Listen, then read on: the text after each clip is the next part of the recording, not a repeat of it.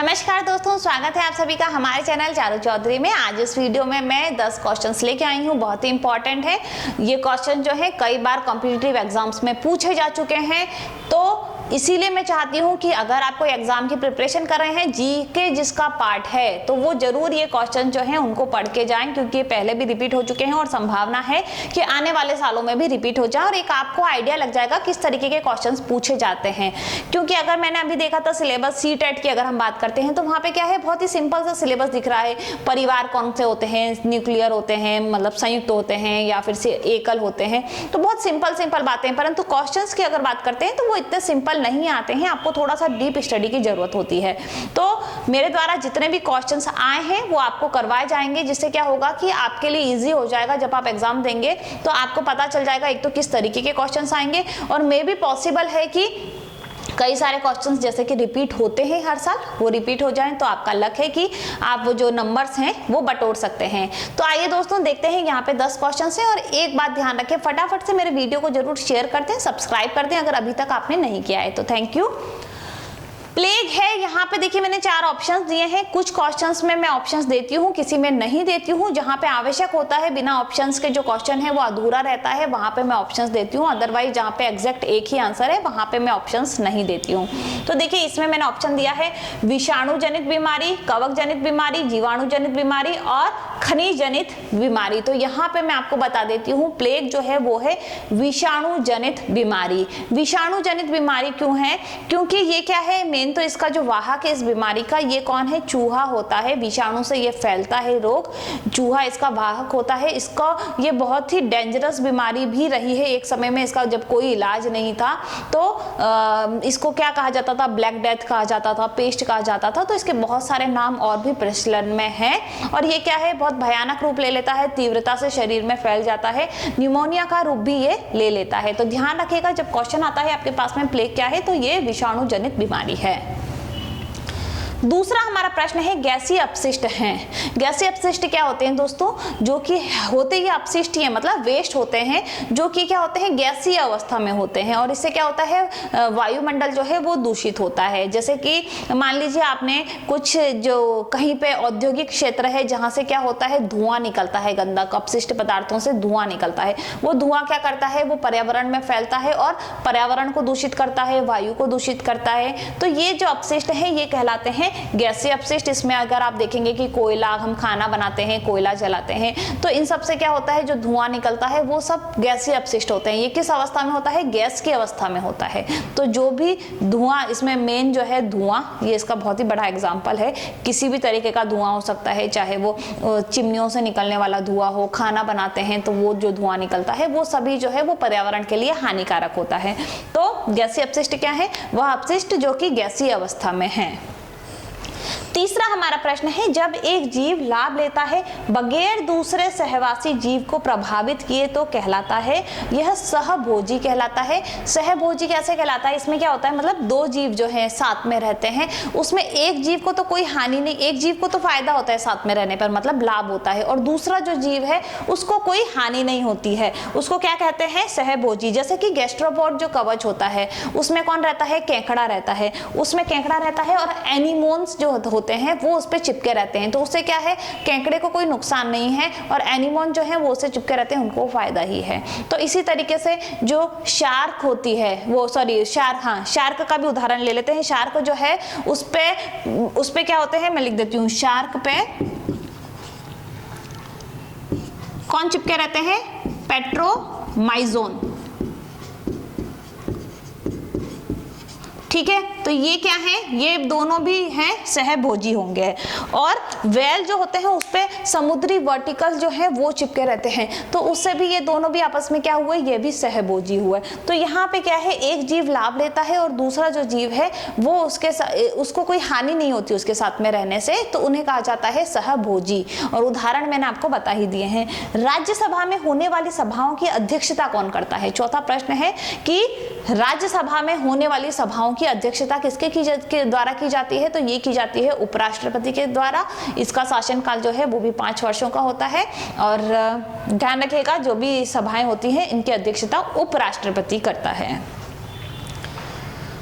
जो शाकाहारी जंतु भोजन के लिए हरे पौधों पर निर्भर रहते हैं कहलाते हैं। जो शाकाहारी जंतु भोजन के लिए हरे पौधे पर, तो उनको क्या कहा जाता है? प्राथमिक उपभोक्ता कहा जाता है, क्योंकि ये क्या है? शाकाहारी जंतु भोजन के लिए हरे पौधों पर निर्भर रहते हैं। अभी देखिए यहाँ पे क्या होता है, सबसे पहले जो पौधे हैं वो भोजन किससे प्राप्त करते हैं? वो सूर्य से प्राप्त करते हैं। तो वो कौन हो गए? सूर्य से वो भोजन प्राप्त कर रहे हैं। जो भी पेड़ पौधे वो होते हैं उत्पादक, जो पेड़ पौधों को खाकर अपना जीवन यापन करते हैं। जैसे पेड़ पौधों को कौन खाता है? गाय खाती है। गाय मांसाहारी नहीं होती, आपको पता है। पेड़ पौधों को खाके बकरी जीवित रहती है, बैल जीवित रहते हैं। तो ये सब क्या हो गए? ये सब प्राथमिक उपभोक्ता हो गए।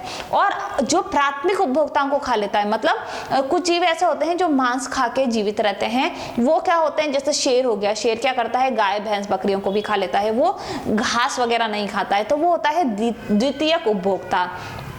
मनुष्य को किस कैटेगरी में रखा जाता है? तो मनुष्य जो है वो दोनों ही होता है, प्राथमिक उपभोक्ता भी होता है, द्वितीयक भी। जो शाकाहारी होते हैं वो प्राथमिक होते हैं, जो मांसाहारी कई सारे लोग जो हैं वो मांस भी खाते हैं, तो वो द्वितीयक उपभोक्ता होते हैं। तो ध्यान रखिएगा, यहाँ पे जो शाकाहारी जंतु भोजन के लिए हरे पौधों पर निर्भर रहते हैं वो प्राथमिक उपभोक्ता कहलाते हैं।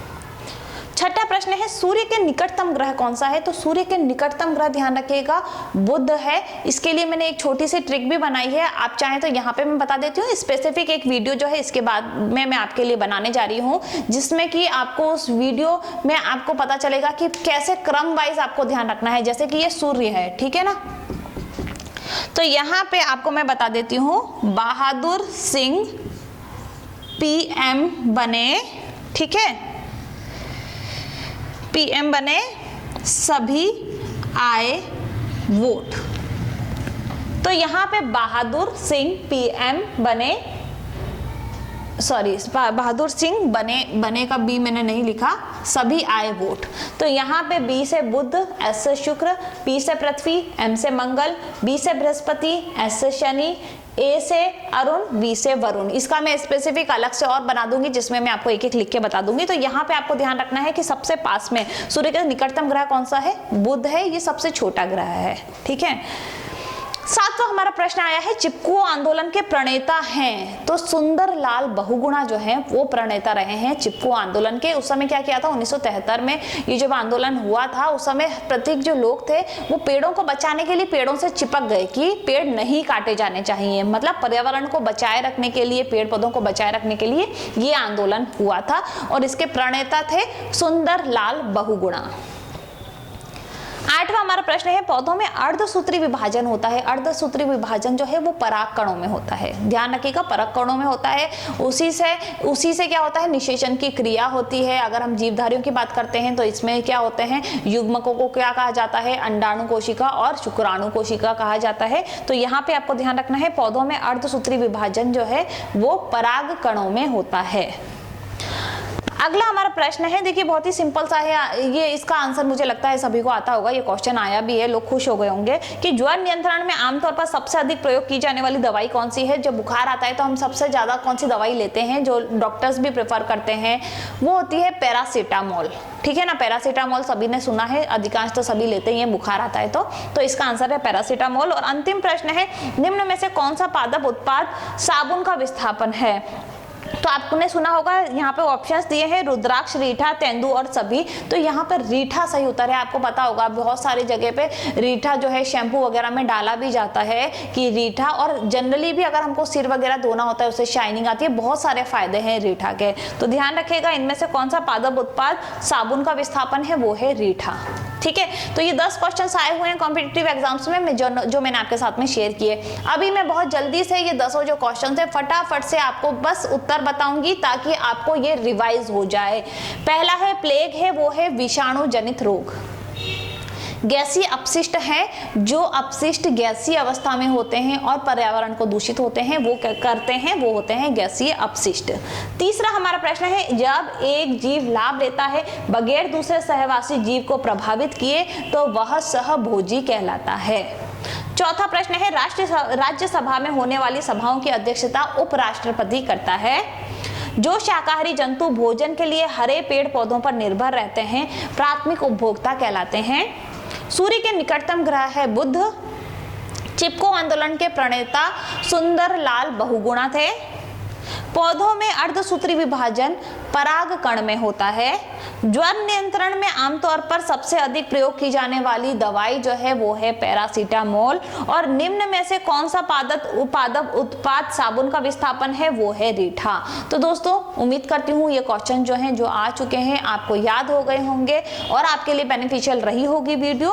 जो भी आप कमेंट करना चाहते हैं प्लीज मुझे बताइए। अपने व्यूज जो हैं आपको कुछ सजेशन देना है वो भी आप मुझे बता सकते हैं। वीडियो को वॉच करने के लिए बहुत बहुत धन्यवाद। Thank you.